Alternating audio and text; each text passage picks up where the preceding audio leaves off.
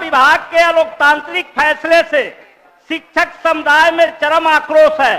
सरकारी कर्मी का दर्जा मांग रहे नियोजित शिक्षकों को परीक्षाओं के मकड़जाल में उलझा दिया गया है। नियमावली के अव्यावहारिक पहलुओं यथा 3 जिले के विकल्प को विलोपित करते हुए ऐच्छिक स्थानांतरण और अन्य जरूरी संशोधनों के सवाल पर अपनी आवाज उठाने के लिए उनके ऊपर लगातार दंडात्मक कार्रवाई की जा रही है। महोदय, स्कूलों की समय सीमा 9 से 5 बजे तक का फरमान पूरी तरह अमानवीय और अव्यावहारिक है। महिलाएं दिव्यांग शिक्षकों को इसको कारण भारी परेशानी हो रही है। उनकी कई छुट्टियों में भी कटौती कर दी गई है। महागठबंधन सरकार में शिक्षकों की अस्थायी बहाली की प्रक्रिया शुरू हुई थी, लेकिन दूसरी ओर सरकार ने विद्यालयों में आउटसोर्सिंग के जरिए निजी कंपनियों को विभिन्न पदों पर नियुक्त और संचालन का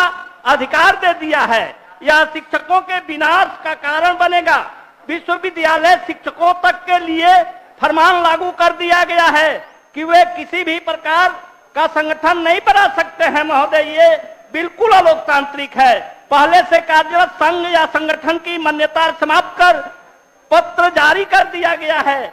इस अलोकतांत्रिक फैसले का विरोध करने पर उनके ऊपर लगातार कार्रवाइयां की जा रही है। महोदय, हमारी समझ है कि शिक्षा की व्यवस्थागत कमियों पर ध्यान देकर और उससे संबद्ध सभी तबकों के बीच बेहतर तालमेल स्थापित करके ही एक स्वस्थ लोकतांत्रिक शैक्षणिक माहौल का निर्माण किया जा सकता है।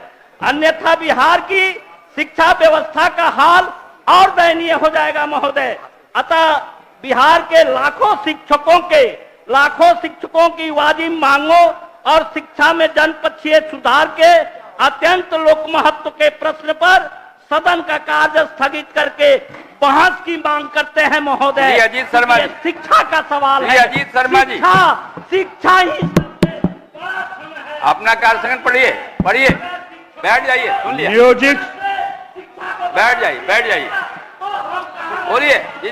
नियोजित शिक्षकों की शिक्षकता परीक्षा की घोषणा से उत्पन्न भीषण स्थिति पर चर्चा हो। उल्लेखनीय है कि राज्य में 2006 से नियोजित शिक्षकों की शिक्षकता परीक्षा आयोजित की जा रही है।